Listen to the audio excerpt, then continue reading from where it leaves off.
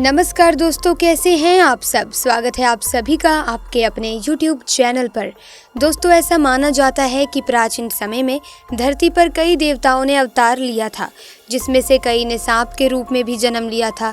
हमारे ग्रंथों में भी इच्छाधारी नाग नागिन के कई सारी कहानियाँ मौजूद हैं। साथ ही इसके अलावा फिल्में और सीरियल में भी नाग नागिन की कहानियाँ दिखाई जाती हैं। ऐसे में आज की इस वीडियो में हम आपको एक ऐसी घटना सुनाने वाले हैं जब बिहार में नाग को मारकर पेड़ पर लटका दिया गया और उसके बाद फिर नागिन ने जो किया उसे देखकर सबके होश उड़ गए थे। ऐसे में दोस्तों, ये घटना घटित हुई बिहार के एक गांव में, जहां पर अपने नाग की हत्या का बदला लेने के लिए एक नागिन ने करी सारी हदें पार। ये घटना जानकर आपके भी रोंगटे खड़े हो जाएंगे। दोस्तों, वीडियो में आगे बढ़ने से पहले जो भी महादेव शिव के सच्चे भक्त हैं, परम भक्त हैं, वो कमेंट बॉक्स में हर हर महादेव का जयकारा जरूर लगा दें, ताकि भगवान शिव की कृपा दृष्टि आप पर सदैव बनी रहे। दोस्तों, ये घटना है बिहार के एक छोटे से गांव अरवल की, जहां दो दोस्त मयंक और सूरज इसी गांव में रहते थे।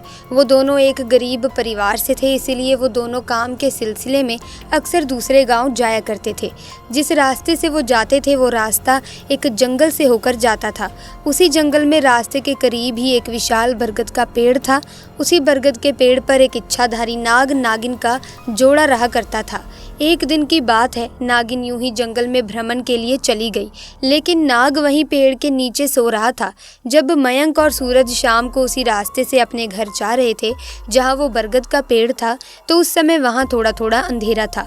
तो अचानक उन दोनों की नज़र उस नाग पर पड़ गई। पैरों की आहट से नाग नींद से जाग जाता है और अपनी सुरक्षा के लिए अपना फन उठाकर फुफकारने लगता है। नाग को इस तरह से देखकर वो दोनों डर गए। उन्होंने सोचा कि ये नाग हमें ज़रूर डस लेगा, इसीलिए उन दोनों ने पास में एक बड़ा डंडा उठाया और उस नाग को डंडे से पीट पीट कर मार डाला और उसे उठाकर उसी पेड़ पर लटका दिया। और यही उन दोनों की सबसे बड़ी गलती थी। जब दोनों को पता चला कि ये कोई साधारण नाग नहीं, ये तो इच्छाधारी नाग है, तो जल्दी से दोनों अपने घर की तरफ भाग गए। इधर जब इच्छाधारी नागिन वापस उसी पेड़ के पास आई और अपने मृत नाग को पेड़ के ऊपर लटका हुआ देखा, तो उसे देखकर वो बेसुध हो गई। उसने अपने नाग की आंखों में उसके कातिलों को देख लिया था। उसके दिमाग में एक ही बात चल रही थी कि जिसने भी मेरे नाग की हत्या की है, मैं उन दोनों इंसानों को इसी पेड़ के पास लाकर मारूंगी। दोस्तों, नागिन का गुस्सा 7वें आसमान पर था।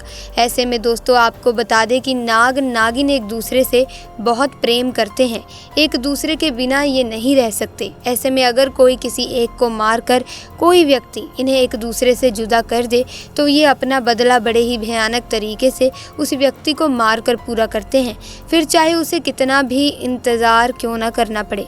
ऐसे में उसने बहुत सालों तक उसी पेड़ पर रहकर अपने नाग के कातिलों का इंतज़ार किया, परंतु मयंक और सूरज ने उस घटना के बाद से उस स्थान से निकलना ही बंद कर दिया था। परंतु इच्छाधारी नागिन अपने नाग की हत्या का बदला लेने के लिए बहुत ही ज़्यादा तड़प रही थी। उसके सब्र का बांध अब टूट चुका था और उसने निश्चय किया कि अब मैं गाँव में जाकर ही उन दोनों हथियारों से बदला लूंगी। उसने एक बहुत ही सुंदर कन्या का रूप बनाया और भेष बदलकर उसी गांव में पहुंच गई जहां मयंक और सूरज रहते थे। उसने पूरे गांव में नाग की आंखों में देखे उन दोनों कातिलों को बहुत ढूंढना चाहा, पर वो कहीं नहीं मिले। परंतु शाम के समय मयंक और सूरज काम करके जब घर वापस लौट रहे थे, तभी उन पर नागिन की नजर पड़ गई। उस समय उसने बहुत ही सुंदर लड़की का रूप धारण कर रखा था। ऐसे में वो मयंक और सूरज को अपनी सुंदरता से लुभाने लगी। वो दोनों उसकी सुंदरता पर मोहित हो चुके थे। तभी उस लड़की ने कहा कि आओ, मैं तुम्हें स्वर्ग की सैर करवाती हूँ। वो दोनों भी ये सुन बेसुध हो गए और उसके पीछे पीछे जाने लगे। वो उस लड़की की सुंदरता में इतना मोहित हो चुके थे कि उन्हें समझ ही नहीं आ रहा था कि वो उसी स्थान पर जा रहे हैं जहाँ पर उन दोनों ने नाग की हत्या की थी। अब वो इच्छाधारी नागिन उन दोनों को लेकर उसी पेड़ के पास आ गई और अपना भयंकर विशाल रूप उन दोनों को दिखाया, जिसे देखकर दोनों के होश उड़ गए और डर के मारे दोनों कांपने लगे। नागिन ने दोनों को डस डस कर उसी पेड़ के पास मार दिया और पुनः उसी पेड़ के पास रहने लगी। हमेशा इस बात का विशेष ध्यान रखिएगा कि किसी भी प्रकार से जाने अनजाने में आप किसी भी सांप को या नाग नागिन को चोट ना पहुंचाएं, क्योंकि हमारी एक गलती हमारे ऊपर बहुत भारी पड़ सकती है। नाग हो या नागिन, ये सभी महादेव शिव के गहने हैं।